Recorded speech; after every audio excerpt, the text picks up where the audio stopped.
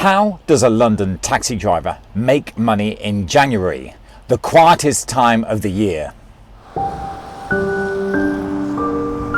It's kipper season once again in the London cab trade. So called as steak is off the menu for cabbies in January. The busy months that lead up to Christmas and the New Year seem like a distant memory. The streets are deserted and the seasonal lights have been replaced with thousands of yellow for hire signs, searching the streets of London, desperate to trap a job and get that meter running. Also in this episode, I'm going to rank up at one of London's mainline train stations and find out exactly how long it takes to get a fare and how much that fare will be worth to me at the end of that wait. I'm going to choose Victoria Station as it's the easiest station to get in and out of. Oh yeah, and don't forget to subscribe, leave any comments down below and hit that thumbs up button.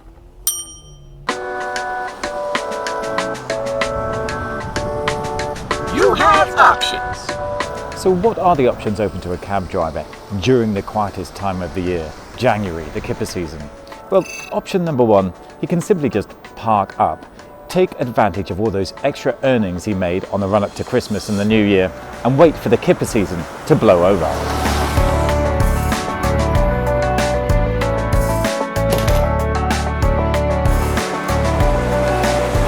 Option number two, go on holiday. Yep, as I speak, there are literally thousands of London cabbies on golf courses in the Canary Islands, rummaging through the rough looking for their golf balls, fiddling their scorecards and shouting this out at the top of their voices. Full left!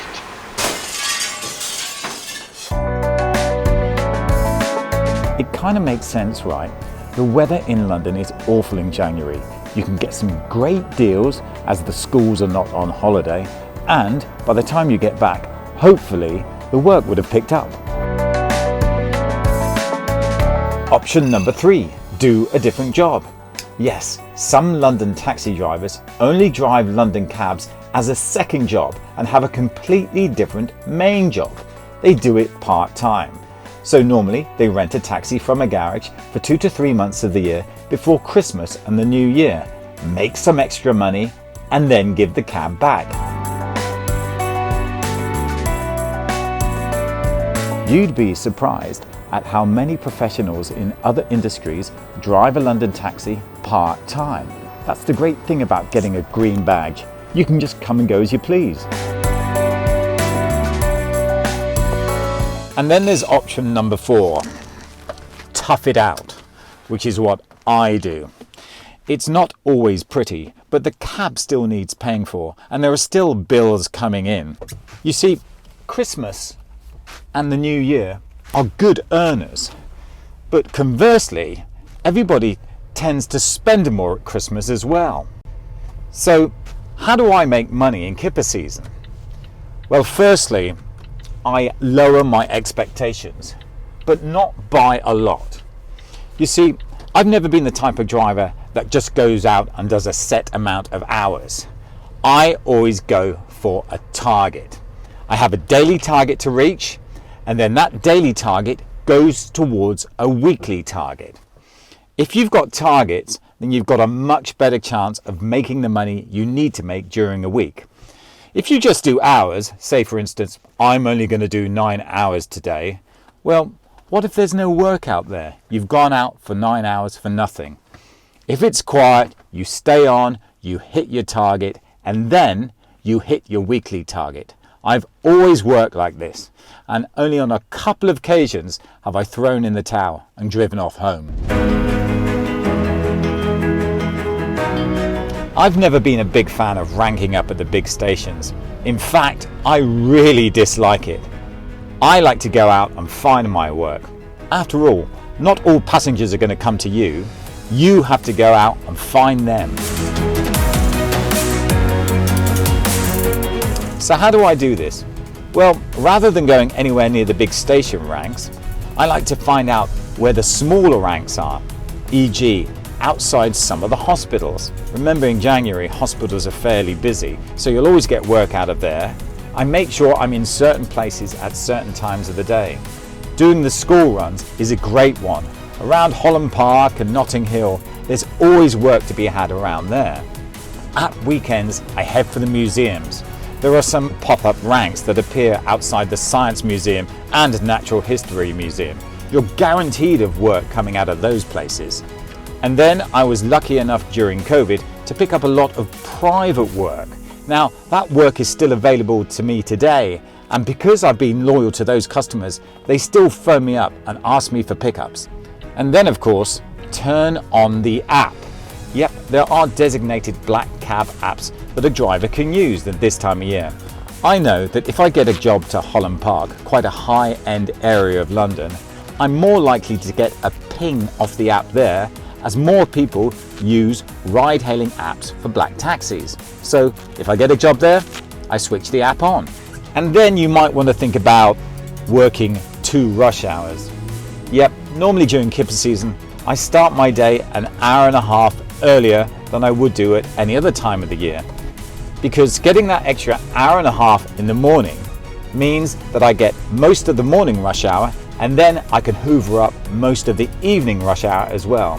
2 very important times of the day for a London taxi driver. The most important thing is to carry on working and not have to do what is known as the Chelsea Challenge.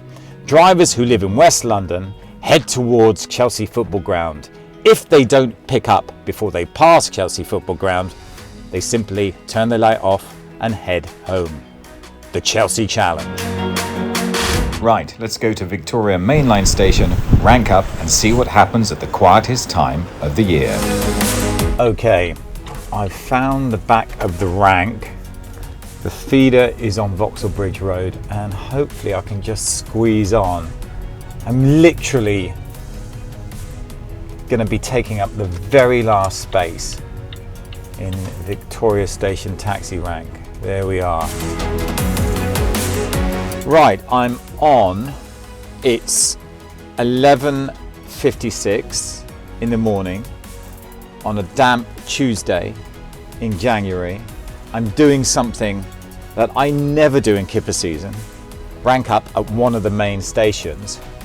And we're just going to find out how long it's going to take me to get to the front of the rank, get that job, find out how much that job is worth to me, and is it worth it ranking up in kipper season. I'm actually quite surprised. The rank is moving, which is good news.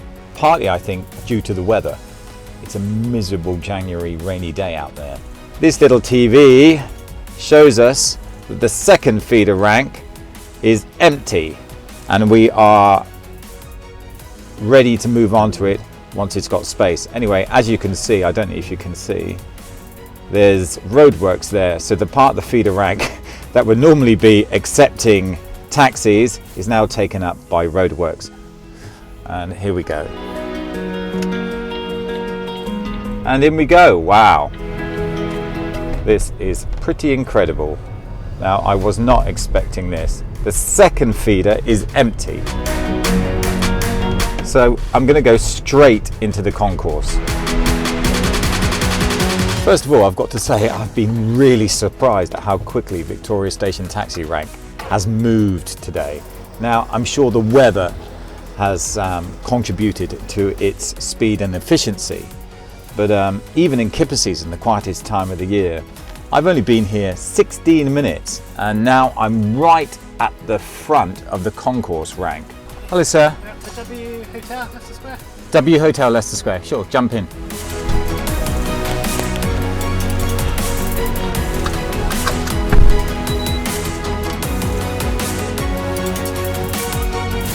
Okay, just dropped off at the W Hotel, Leicester Square. The ranking up at Victoria Station took 21 minutes, which I was really surprised at this time of year. And then got a job, like I said, to the W Hotel, and I earned this much, £13.60. So altogether, not a bad fare to get me out of Victoria Station, and it was only 20 minutes. But one of the most important things to me to do in kipper season is to never give up. Never throw in the towel. And remember, just one small job can change the whole of your day. You'll never know where it leads to. Hey, thanks for watching. Happy New Year, and oh yeah, be lucky.